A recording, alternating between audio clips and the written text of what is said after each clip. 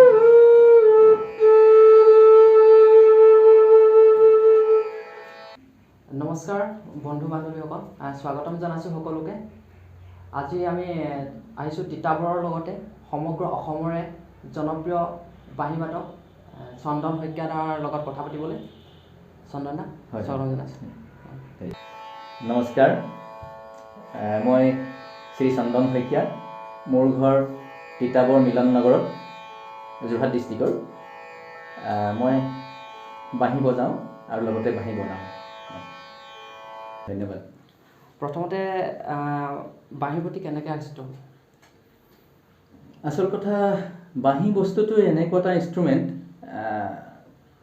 প্ৰত্যেকজন মানুহেই অকল মানুহ বুলিয়ে নহয় প্ৰত্যেকটো প্ৰাণী বাঁহীৰ সুৰ অলপ শুনিলে ক'ৰবাত যদি শুনা পায় নহয় অলপ অলপ থমকি ৰয় ইমান শুৱলা আৰু যিটো ইনষ্ট্ৰুমেণ্ট বা যিটো বাদ্যক আমি ভগৱান শ্ৰীকৃষ্ণই বজাইছিলে বুলি সকলোৱে বিশ্বাস কৰোঁ আৰু সেই তেনেধৰণে মই যেতিয়া সৰু আছিলোঁ গাঁৱত আছিলোঁ গাঁৱৰ ভিতৰত যথেষ্ট ভিতৰুৱা গাঁৱত তাত মানে দূৰত বাঁহী বজাই থাকে কোনোবাই বাঁহীৰ সুৰটো শুনি ইমান ভাল লাগে আঁতৰত ইমান ধুনীয়াকৈ বাজি থাকে সুৰটো বাঁহীৰ সুৰ ক'ত বজাইছে কি বজাইছে কেনেকৈ বজাইছে শুনি শুনি তেনেকৈ আকৰ্ষিত হৈছিলোঁ তাৰপৰা মই বজাম এটা বাঁহী এদিন বজাম কেনেকৈ পাম ক'ত পাম বাঁহী পাবলৈ নাই তেতিয়া ক'ত বজাম তেনেকৈ মানে বহুত চেষ্টা কৰি কৰি কৰি পাছত যেনিবা প্ৰথমতে সেই বজাৰত ওলাইছিলে এনেকৈ চিধাকৈ বজোৱা সেই তেতিয়া মানে কি এটকাত দুটা দিয়ে আৰু এটা দাম 50 পইচা এটা দাম এই ৰঙা ৰঙা এনেকৈ চিধাকৈ বজায় সেইবোৰকে আনি পেলাই মানে বজাওঁ আৰু এইটো কিমান চনমানৰ কথা এইটো কিমান হ'ব আজিৰ পৰা প্ৰায় 30 বছৰমানৰ আগৰ কথা হ'ব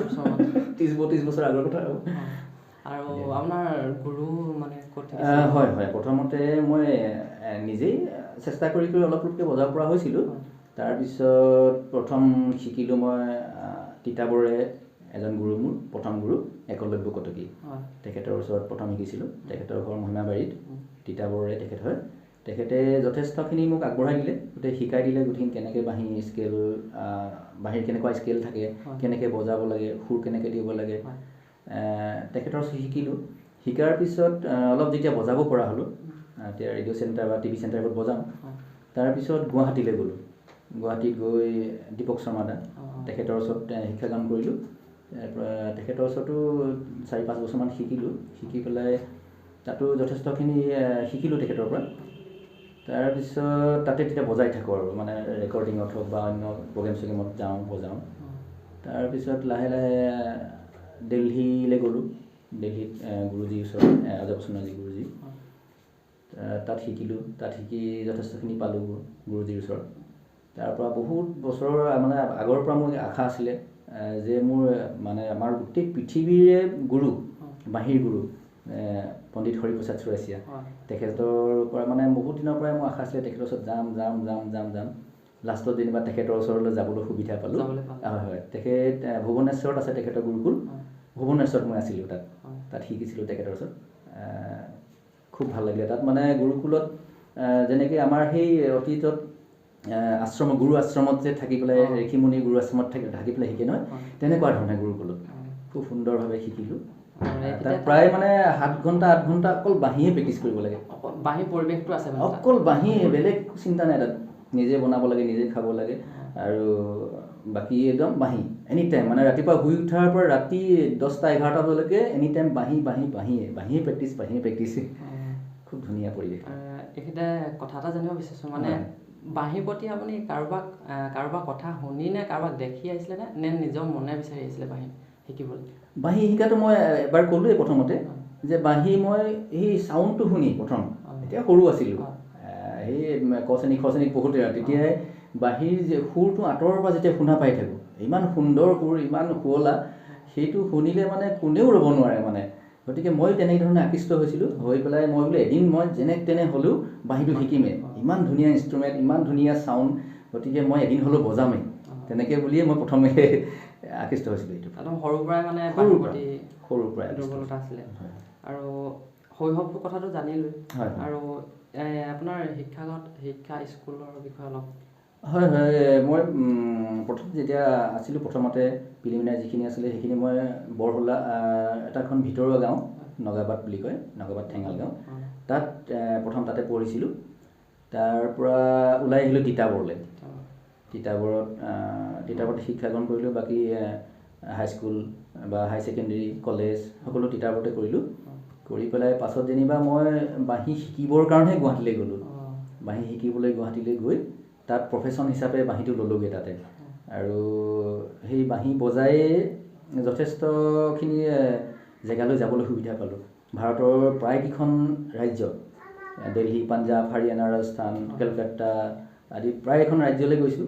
তাৰ উপৰিও ইণ্ডিয়াৰ বাহিৰলৈও কেইবাখনো কাণ্ট্ৰিলৈ যাবলৈ সুবিধা পাইছিলোঁ। মাত্ৰ এই বাঁহৰ টুকুৰাটোত এই 6টা ফুটাত আঙুলি বোলাই ফু দি সেই সুবিধাখন পাইছিলোঁ যাবলৈ, য'ত নেকি মই নিজৰ পৰা একো পইচা খৰচ কৰিবলগীয়া হোৱা নাই। তেওঁলোকে নিছে, ফ্লাইটত অহা যোৱা, থকা খোৱা, তাৰ উপৰিও আমাক ওলটাই মানে তেখেতলোকে আমাৰ যিটো প্ৰাপ্য সেইটো পইচা দিয়েহে আমাক।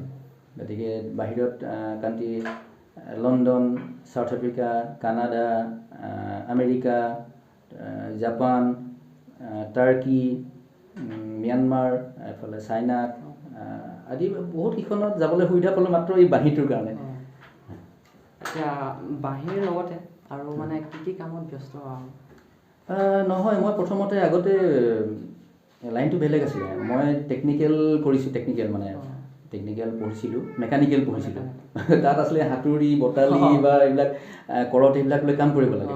আৰু এইটো বস্তুলৈ পাছত আহিলোঁ। মানে সেইটো এনেকুৱা এটা বস্তু সম্পূৰ্ণ ডিফাৰেঞ্চ, ক'ত হাতুৰি বটালি কৰত ক'ত, আৰু বাঁহীটো ইমান ছফ্ট এটা সুন্দৰ মিহি বস্তু। গতিকে লাইফটো চেঞ্জ হৈ গ'ল। তাৰপিছত সেইটো পঢ়াৰ লাইনটো বদলি গ'ল, বা বাকী সেই টেকনিকেল লাইন যিখিনি শিকিছিলোঁ কাৰিকৰী, সেইখিনি শিকাটো বাদ পৰি পাছত বাঁহী বজোৱালৈ আহিলোঁ।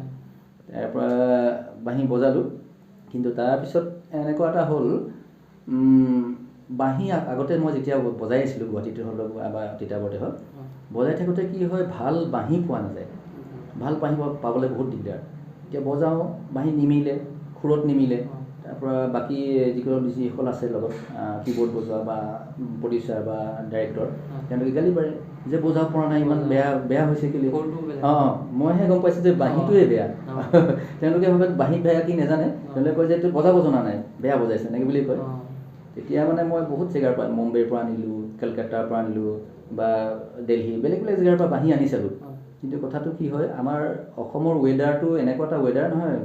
তাত কি হয়, বাঁহটো বাহিৰৰ পৰা অনাৰ লগে বাঁহী ধুনীয়া হৈ থাকে, অসমত সোমাই যোৱাৰ পিছতেই ডেমেজ হৈ যায় বা তাৰ টিউনটো চেঞ্জ হৈ যায়, বেসুৰা হৈ যায় বাঁহীটো। বহুত ডাঙৰ প্ৰব্লেম পালোঁ। সেইখিনিৰ কাৰণে পাছত মই নিজে ট্ৰাই কৰিলোঁ যে নহয় বাঁহীটো নিজৰ কাৰণে নিজে বনাই ল'ম। নিজে বনাই তাৰপৰা মানে ট্ৰাই কৰিলোঁ যে নিজৰ কাৰণে এটা বাঁহী বনাই ল'ম। সেই বনাওঁতে এটা সময়ত যেনিবা ভাল বাঁহী এটা বনাব পৰা হ'লোঁ। এতিয়া আপুনি নিজেও মানে বাঁহী বজায় আৰু বিকেও? নাই, প্ৰথম কথা হ'ল মই বিকিম বুলি বনোৱা নাছিলোঁ। মই বনাইছিলোঁ যে মই নিজে ভাল বাঁহী এটা পোৱা নাই। দিল্লীৰ পৰা আনিছোঁ, কলকাতা, মুম্বাই, আজি বেলেগ বেলেগ জেগাৰ পৰা আনিছোঁ বাঁহী, কিন্তু তাত খুব ধুনীয়া বাজে, দিল্লীত বা মুম্বাইত খুব ধুনীয়া বাজে। কিন্তু অসম আহি পোৱাৰ লগে লগে অসমৰ ৱেডাৰটোত মানে হিউমিডিটি আছে নহয়, তাতে কি হয় গৰম পালে বা ঠাণ্ডা পালে খুব পালে মানে বাঁহীটো বেসুৰা হৈ যায়। আমাৰ এই ৱেডাৰটোৰ লগত খাপ নাখায়, নৰ্থ ইষ্টৰ ৱেডাৰটোৰ লগত। তেতিয়া সেইকাৰণে মই ইয়াতে থাকি ইয়াৰ বাঁহ ইয়াতে টিউন কৰি মানে ইয়াতে বজাবৰ কাৰণে চেষ্টা কৰিলোঁ, বনাবৰ কাৰণে। মই বনাওঁতে মানে 3-4 বছৰ সময় লাগিছে এটা ভাল বাঁহী বনাবৰ কাৰণে, আৰু কষ্ট হৈছে। 3-4 বছৰ কণ্টিনিউ লাগি থকাৰ পিছতহে এটা বাঁহী ভাল বাঁহী এটা টিউন কৰিব পাৰিছোঁ। আৰু সেই টিউন কৰা বাঁহীটো পাছত বজালোঁ যে হয় ধুনীয়া বাঁহী হ'ল। ষ্টুডিঅ'ত বজাইছে ধুনীয়া হৈছে, ৰেকৰ্ড বা ষ্টেজত বজাইছে ধুনীয়া হৈছে। তাৰপিছত দেখিলে বাকী যিসকল মানে বজোৱা মোৰ লগৰ আছিলে বা বয়সস্থ ছিনিয়ৰ পাৰ্চন আছিলে, তেওঁলোকে সুধিলে যে বাঁহীটো ক'ত পালি নেকি? গতিকে মই নিজে বনাই ল'লোঁ বাঁহী, কাৰণ ভাল বাঁহী পোৱা নাই কাৰণে মই বহুত কষ্ট কৰি নিজে বনাইছোঁ। তাৰ বজাই মেলি চালে, ধুনীয়া বাঁহী দেখোন, ইমান ভাল বাঁহী, কেনেকৈ বনালি? নহয়, মই আজি বোলো 3-4 বছৰ কষ্ট কৰি আছোঁ বাঁহী এটা ভাল বাঁহী বনাবৰ কাৰণে। সেই তেনেকৈ বনাই পেলাই তেওঁলোকক দেখুৱালোঁ। তেতিয়া ক'লে যে নাই মোৰো এটা বনাই দিব লাগিব দেই, ইমান ধুনীয়া বাঁহী আমি পোৱা নাই, ইমান বিচাৰি পোৱা নাই। পৰমেশ্বৰ দা, কৈলাশ দা, তাৰপৰা দীপক শৰ্মা, তাৰপিছত প্ৰদীপ দা, এনেকৈ যিমানখিনি আছে অসমৰ যিমানখিনি ছিনিয়ৰ, তেওঁলোকে ক'লে যে নহয় আমাকো এটা লাগিব দেই বাঁহী, ভাল বাঁহী এটা আমাক বনাই দিবচোন এনেকৈ। তেতিয়া তেওঁলোকক বনাই দিলোঁ, ভাল বাঁহী এটা বনাই দিলোঁ সকলোৱে। ভাল লাগিলে আৰু মোক মানে প্ৰত্যেক স্কেলৰ বাঁহী লাগিব দেই এনেকৈ সিজনে ক'লে। তাৰপিছত মই দেখিলোঁ যে নহয় বাঁহীটো দেখোন মই বনাব পৰা হৈছোঁ, বজাটো বজাওঁৱেই, মই বনাব পৰা হৈছে। যদি বনাই পেলাই তাৰ পৰা 2 টকা পইচা পাওঁ, মই চলিব পাৰিম তাৰ পৰা। সেই তেনেকৈ লাহে লাহে এই বাঁহী বনোৱালৈ মই চেষ্টা কৰি পেলাই বাঁহী বনাবলৈ ল'লোঁ। এতিয়া বাঁহী মোৰ বনোৱা বাঁহী ভাৰতৰ প্ৰায়খন ৰাজ্যলৈ, দিল্লী, পাঞ্জাৱ, হাৰিয়ানা, কলকাতা প্ৰায় জেগালৈকে যায়। মানে মই ইয়াৰ পৰা কুৰিয়াৰ কৰি পঠাই দিওঁ, তেওঁলোকে তাৰ পৰা অৰ্ডাৰ কৰে আৰু তাৰপিছত বাকী অসমতো আৰু সকলোৱে বজাই আছে। এতিয়া কোনোবাই যদি কিনিব বিচাৰে আপোনাৰ পৰা কিনিব পাৰিব? হয়। মই গুৱাহাটীতো আছে আৰু ঘৰ যোৱা তিতাবৰতো আছে, ল'ব পাৰিব মানে। মই আপোনাৰ কণ্টেক্ট নাম্বাৰটো দি দিম। হ'ব, মই লিখি দিবা কমেণ্টত। আৰু এতিয়া আমি বাঁহী শুনিছোঁ, সুৰ শুনিছোঁ, এই বাঁহী সুৰ শুনাৰ যিখিনি ভিতৰৰ সংগ্ৰাম, সেই সংগ্ৰামৰ বিষয়ে অলপ ক'ব। আচল কথা মই আগতে এবাৰ ক'লোৱেই, বাঁহীৰ সুৰটো এনেকুৱা এটা বস্তু যিটো সুৰ কোনোবাই যদি বাঁহী এটা বজাই থাকে, তাত চৰি থকা জীৱ জন্তু বিলাকেও, ধৰি লওক গৰু গাই এজনী চৰি আছে বা ছাগলী কেইটামান চৰি আছে, ভালকৈ সুৰ এটা যদি বজাই দিয়া যায়, তেতিয়া তেওঁ সেই ঘাঁহ খাই থকা গৰুজনীও বা ছাগলীজনীও অকণমান হ'লেও এনেকৈ কাণখন থৰ দি পেলাই শুনে মানে। সেইটো মই চাইছোঁ বহুতবাৰ, মানে তেনেকৈ ট্ৰাই কৰি চাইছোঁ, বজাই চাইছোঁ তেওঁলোকৰ। হয়, বাঁহীৰ সুৰটো ইমান শুৱলা, সেইটো শুনিলে মানে প্ৰত্যেক জীৱ জন্তু, প্ৰত্যেক প্ৰাণীয়ে অলপ হ'লেও কাণখন থৰ দি পেলাই শুনে। বেলেগ ইনষ্ট্ৰুমেণ্টতকৈ অলপ সম্পূৰ্ণ বেলেগ, গিটাৰখন বা ড্ৰাম পেড অন্য ইনষ্ট্ৰুমেণ্টতকৈ অলপ শুৱলা, বেলেগ ধৰণৰ। আৰু সেইটো কাৰণে আমাৰ ভাৰতৰ সকলোৱে বিশ্বাস কৰে যে ভগৱান শ্ৰীকৃষ্ণই বাঁহী বজাইছিলে, খুব সুন্দৰ শুৱলা সুৰ। সেইটো কাৰণে মই আকৃষ্ট হ'লোঁ আৰু বজাবলৈ চেষ্টাও কৰি আছোঁ, বজাইও আছোঁ, বা ৰাইজক ভাল বাঁহী এটা দিবৰ কাৰণে চেষ্টা কৰিছোঁ, বনাই আছোঁ কষ্ট কৰি। আৰু আপুনি কৈছে অসমৰ লগতে ভাৰতবৰ্ষৰ বিভিন্ন স্থানলৈ গৈছে, বিভিন্ন দেশ বিদেশলৈও গৈছে। সেই ঠাইসমূহলৈ যাওঁতে আপোনাৰ কিছুমান অভিজ্ঞতাও থাকি গৈছে, ভাল বেয়া অভিজ্ঞতা, তাৰ অলপ দৰ্শকসকলক জনাব নেকি? অভিজ্ঞতাটো বহুত অভিজ্ঞতাই আছে, তেনেকুৱা পাহৰি গৈছোঁ কিছুমান।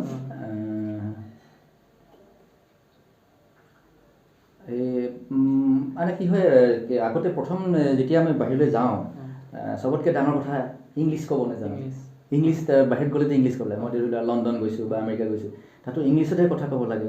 তাত কি হয়, তেওঁলোকে ইংলিছত কিবা এটা ক'লে যেনিবা, ক'লে মই উত্তৰটো কেনেকৈ দি দিম মই বুজি পোৱা নাই অংগী ভংগী কৰি পেলাই দিবলগীয়া হয় তেওঁলোকৰ মানে বুজাব লাগে অংগী ভংগী ক'ব লাগে মানে ৰাইচ ৰাইচ ইট ৰাইচ এনেকৈ ক'বলগীয়া হয় মানে তেওঁলোকে ধুনীয়াকৈ কয় কিন্তু মইতো ক'ব নোৱাৰোঁ এতিয়া মানে মানে ভাষাটো ইমান নাজানো নহয় ইংলিছ তেনেকুৱা নাছিলে তেতিয়া গতিকে আমি এই ৱৰ্ডটো অলপ অলপ জানো আৰু টি টি টি টি হাতখন মেলি দিওঁ টি টি একাপ টি এনেকৈ মানে কিছুমান ক'বলগীয়া হয় সেইবিলাক হাঁহি উঠা কথা মানে তেতিয়া শিকাও নাছিলোঁ ইংলিছ থ্ৰয়িং কেনেকৈ কৰিব লাগে ইংলিছ কেনেকৈ কথা পাতিব লাগে এই তেতিয়া যথেষ্টখিনি অসুবিধাৰ সন্মুখীনো হৈছিলোঁ আৰু বা সেইটো অভিজ্ঞতাও এটা হৈছিলে যে এনেকুৱা এটা পৰিৱেশত গৈ এনেকুৱা কৰিবলগীয়া হয় আৰু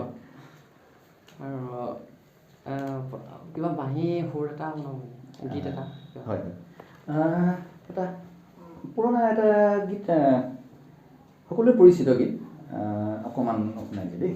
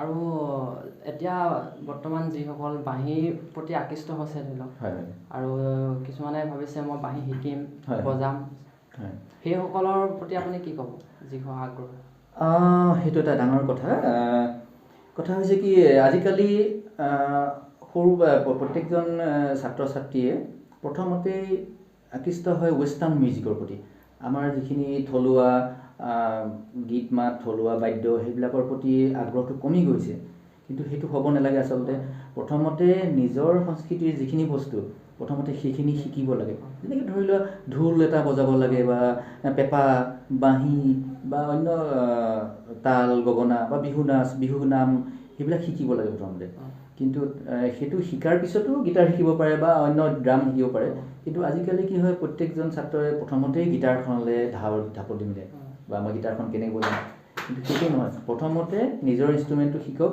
সকলোকে মই নিজৰ আমাৰ থলুৱা যিখিনি সংগীত সেইখিনি শিকক বা বাঁহী এটা শিকক বা পেঁপা বা ঢোল এই নিজৰ থলুৱা বাদ্যত শিকক শিকি পেলাই তাৰ উপৰিও বেলেগ শিকিব পাৰিব গতিকে প্ৰথমতে নিজক আগবঢ়াব লাগিব সেইটোৱে সকলোকে জনাওঁ আৰু মই শিকাই আছোঁ এতিয়া বাঁহী কিতাপবোৰত মই ঘৰতে শিকাই আছোঁ এইখনেই মোৰ স্কুল, ইয়াতে শিকাওঁ এইটো ৰুমতে। আৰু গুৱাহাটীতো শিকাই আছোঁ, গুৱাহাটী ৰাজগড় 3 নম্বৰ বাইলেণ্ডত। সেয়া ঘৰ মোৰ তিতাপুৰ আৰু গুৱাহাটীতো এখন ঘৰ, 2 জেগাতে অহা যোৱা, 2 জেগাত থাকিবলগীয়া হয়। আপুনি এতিয়া যিসকল শিকিব বিচাৰে চন্দন দাৰ লগত কণ্টেক্ট কৰিব পাৰে, মই নাম্বাৰটোতো দিয়েই দিম বাৰু। আৰু আপোনাৰ এতিয়ালৈকে বৰ্তমান কি কি কামত মানে আপুনি কৰিছে ধৰি লওক অভিজ্ঞতাখিনি, মানে কোন ব্যক্তি কোন বিশেষে কোন লগত কাৰ লগত? প্ৰগ্ৰেম কৰাটো হয়। অসমৰতো প্ৰত্যেকজন শিল্পীৰ লগতে কৰিলোঁ। অসমৰ যিমানকেইজন শিল্পী নতুন ছিংগাৰ আছে বা পুৰণা সকলো, যেনেকৈ ভাইটিদা, মানন্দ মজুমদাৰ বৰুৱা আদি কৰি মানে পুৰণাসকল, নতুন চামৰ যিসকল আছিলে তেওঁলোকৰ লগতো, মহেন্দ্ৰ হাজৰিকা বা অসমৰ মানে প্ৰায় সকলৰ লগতেই বজাইছোঁ বাঁহী। তাৰপিছত আজিকালি কিন্তু নিজে বজাবলৈ চেষ্টা কৰিছোঁ, মানে চ'ল' প্ৰগ্ৰেম, বাঁহীৰ চ'ল' প্ৰগ্ৰেম। কাৰণ কি হয়, মিউজিচিয়ানসকলক অলপ গুৰুত্বটো কম দিয়া দেখোঁ। মানে আমাৰ অসমত কি হয়, প্ৰথমতেই ছিংগাৰজনকহে গুৰুত্ব দিয়ে, ছিংগাৰজনে মানে মেইন বুলি ভাবে। কিন্তু মিউজিচিয়ানসকল নহ'লে ছিংগাৰজনে কেতিয়াও গান গাব নোৱাৰে। কাৰণ কীবৰ্ডখন যদি নবজায় বা লগত ঢোলক তবলাটো যদি নবজায়, ড্ৰাম নবজায়, তেতিয়া গান গাব নোৱাৰিব ছিংগাৰজনে। কিন্তু সকলোকে সমান মৰ্যাদা দিয়াটো ভাল। আৰু মই সেইটো আশা কৰোঁ যে মিউজিচিয়ানসকলকো ছিংগাৰজনৰ সমানে দিব লাগে। আৰু এইকেইটা এটা কথা মনত পৰিছে, এতিয়া আপুনি কৈছে বিভিন্ন প্ৰগ্ৰেম কৰে, আৰু প্ৰগ্ৰেম কৰোঁতে এতিয়া আমি শুনিছোঁৱেই, বাতৰি জৰিয়তে শুনিছোঁৱেই, কমিটিয়ে মানে নিজৰ যিটো মাননি, সেই মাননি দিয়াৰ ক্ষেত্ৰত অলপ গাফিলতি কৰে, তেনেকুৱা কিবা অভিজ্ঞতা আছে? সেইটোতো আৰু ক'বই নালাগে, প্ৰায় মানে যথেষ্ট অভিজ্ঞতা সেইটোৰ ক্ষেত্ৰত। কাৰণ আমি বহুত জেগাত, অসমৰ কথাই কৈছোঁ, বাহিৰৰ কথা নাই কোৱা এতিয়ালৈকে। অসমৰ মানে কি হয়, আমাৰ প্ৰগ্ৰেমবিলাক সাধাৰণতে ৰাতি হয়। কি হয়, গোটেই ৰাতিটো প্ৰগ্ৰেম কৰোঁ, কষ্ট কৰি মেলি আমি গোটেই ৰাতি ভাগৰি জোগাৰি, ৰাতি ভোক লাগিলেও তেনেকেই ষ্টেজত কৰি থাকিবলগীয়া, টোপনি ক্ষতি কৰি মেলি হ'লেও গোটেই ৰাতি মানে বজাই মেলি ৰাইজক এণ্টাৰটেইনমেণ্ট দিওঁ, গোটেই ৰাইজক নচুৱাই ভগুৱাই একদম কমিটিৰ মানুহকো সকলোকে নচুৱাওঁ, চবেই ফূৰ্তি কৰে। আমাৰ কিন্তু বাকীসকলে নাচি বাগি ফূৰ্তি কৰে, কিন্তু আমি আকৌ কষ্ট কৰি বজাওঁ। ষ্টেজত গান গোৱাজনে কষ্ট কৰি গায়, বজোৱাসকলে কষ্ট কৰি বজায়। কিন্তু পাছত কি হয়, বহুত জেগাত দেখা পাওঁ, সেই ষ্টেজৰ পৰা আমি নামি অহাৰ পিছত কমিটিৰ মানুহ গাই থৈ দিয়ে। কমিটিৰ মানুহ কেতিয়াবা বিচাৰি ফুৰিবলগীয়া হয়, কমিটিৰ মানুহ নাইকিয়া হৈ যায়। কমিটিৰ মানুহ ক'লৈ গ'ল বোলে, নাই দেখোন, ক'ত গ'ল গমেই নাপাওঁ। যেতিয়া মাননি যেতিয়া দিবলগীয়া হয়, তেতিয়া মানুহ নাই। আমি তেতিয়া মানে কি হয়, বৰ দুখ পাওঁ মনত। কাৰণ আমি ইমান কষ্ট কৰি গোটেই ৰাতি সকলোকে নচুৱালোঁ, বগোৱালোঁ বা তেওঁলোকক এণ্টাৰটেইনমেণ্ট দিলোঁ, কিন্তু লাষ্ট টাইমত আমাৰ প্ৰাপ্যটো দিব লাগে মানে। আৰু কি হয়, আমি মানে বেলেগ কামটো সিমান নকৰোঁ তেনেকৈ, যে সংগীতৰ লাইনত জড়িত যেতিয়া সংগীতৰখিনিয়ে কৰি থাকোঁ, তাত আমাৰ ঘৰৰ সংসাৰ আছে, চলিব লাগিব। তাৰ পৰা কি 2 এটকা পইচা পাওঁ, সেই পইচাটোৱে দি ঘৰ চলাব লাগে। কিন্তু যদি সেই পইচাটোকে যদি নিদিয়ে, আমাৰ শিল্পীসকলৰ ঘৰ কেনেকৈ চলিব, বা আমাৰ সংগীতজ্ঞসকলে বা মিউজিচিয়ানসকলে কেনেকৈ চলিব পাৰিব, সেইটো এটা মানে ডাঙৰ প্ৰশ্নবোধক হৈছে। সেইটো কৰে, বুজিব, ইমান কষ্ট কৰে গোটেই ৰাতিটো। আৰু নিজে বনোৱা বাঁহী, F, G sharp, C, A, চব বেলেগ বেলেগ স্কেলৰ বাঁহী আছে, সকলো নিজে বনোৱা। আৰু ছিংগুলকৈও থাকে এটা বা এটা ছেট হিচাপত, এনেকৈ এটা ছেট হিচাপত বেগতো থাকে এনেকৈ বাঁহী। প্ৰাইচটো নাই, প্ৰাইচটো পিছত এইটো কৈ দিবলৈ অলপ বেয়া হয় প্ৰাইচৰ কথা। কি বজাম, বিহু বজাম, এটা মানে অকণমান ডাঙৰ কি বজাম, সৰুকৈ অলপ বজাই দিছোঁ। অকণমান হিন্দী গীতৰ অলপ সুৰ অকণমান বজাই দিওঁ ন।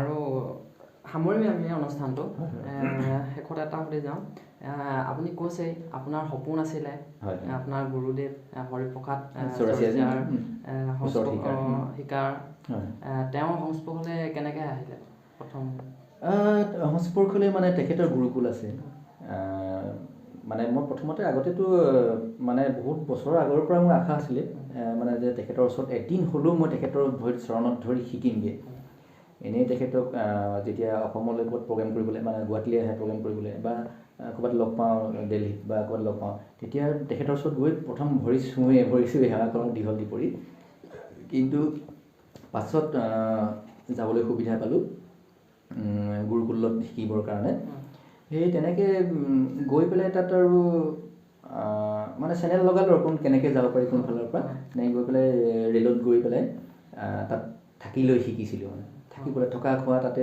সকলো ব্যৱস্থা আছে মই কৈছোঁৱে আশ্ৰম ঋষিমুনি আশ্ৰমৰ দৰে তাত গুৰুকুলত আৰু তাত নিজেই খোৱা বোৱা মানে বনাব লাগে নিজে কাপোৰ কানি ধুই মেলি খোৱা বোৱা বনাই তাকৈ প্ৰেক্টিছ কৰিব লাগে বাঁহী শিকিব লাগে তেখেতে শিকায় আৰু আমি শিষ্যসকলে শিকোঁ তাত একেলগে অসমৰ কেইবাজনো ল'ৰা এতিয়াও আছে তাত এতিয়াও শিকি আছে তেওঁলোকে আৰু এটা প্ৰশ্ন আছিলে মানে এতিয়া বৰ্তমান প্ৰায়বোৰ যুৱ প্ৰজন্মই চাকৰি বা কিবা কৰাতে মনটো মেলে এতিয়া এজন শিল্পী হিচাপে মানে জীৱন নিৰ্বাহ কৰিবলৈ কিমান মানে বাস্তৱত বহুত কঠিন মানে এই লাইনটোত সোমালে বহুত টেঙা তিতা কেঁহা বহুত পাবলগীয়া হৈ যায় আৰু মই অথনি কোৱাৰ দৰে ষ্টেজত যোৱাৰ পিছত যেনেকৈ ৰাতিপুৱা প্ৰাপ্যটো দিবৰ কাৰণে মানুহ পোৱা নাযায়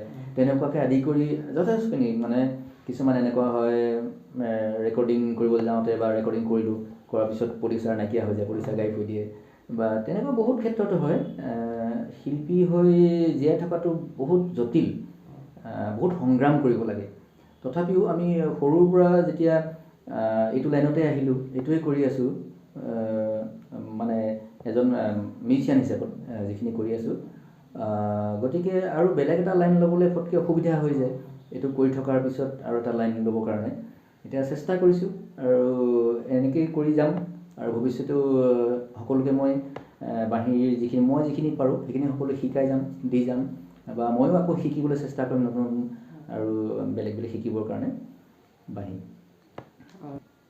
বৰ্তমান আপুনি মানে কি কেছেট বা গানত আপুনি আপোনাৰ সুৰ দিছে বাঁহী সুৰ তেনেকৈ ফটকৈ ক'বলৈ অসুবিধা হয় কাৰণ আমাক কি হয় মাতে ষ্টুডিঅ'লৈ মাতে ডাইৰেক্টৰে হওক বা প্ৰডিউচাৰে ফোন কৰি মাতে যে আমাক গান কেইটামান আছে বজাব লাগে আমাক কাইলৈ বোলে 11:30 12 বজাত পাবই লাগিব ষ্টুডিঅ'ত বজাব লাগে আমি গানখিনি বজালোঁ আমাৰ প্ৰাপ্যটো দিলে আমি গুচি আহিলোঁ তাৰপিছত কোনটো গান আছিলে নিজেই পাহৰি থাকিলোঁ মানে কাৰণ এটা দুটা গান নহয় কিমান শ গানত বজালোঁ গতিকে মনত ৰখাটো অলপ সম্ভৱ নহয় ফটকৈ বজাইছোঁ যথেষ্ট সেই তেনেকৈ আৰু মানে বজাবলৈ যাওঁ যোৱাৰ পিছত বজাই ষ্টুডিঅ' বজোৱাৰ পিছত প্ৰাপ্যটো দিয়ে গুচি আহোঁ তাৰপিছত আমাৰ সিমান কানেকশ্যন নাথাকে আৰু আপোনাৰতো নিজৰে ইউটিউব চেনেল এটাও আছে হয় তাত চন্দন শইকীয়া বুলিয়ে আছে ইউটিউব চেনেল চন্দন শইকীয়া ফ্লুট বুলি আছে আৰু ফেচবুকতো আছোঁ ফ্লুট চন্দন শইকীয়া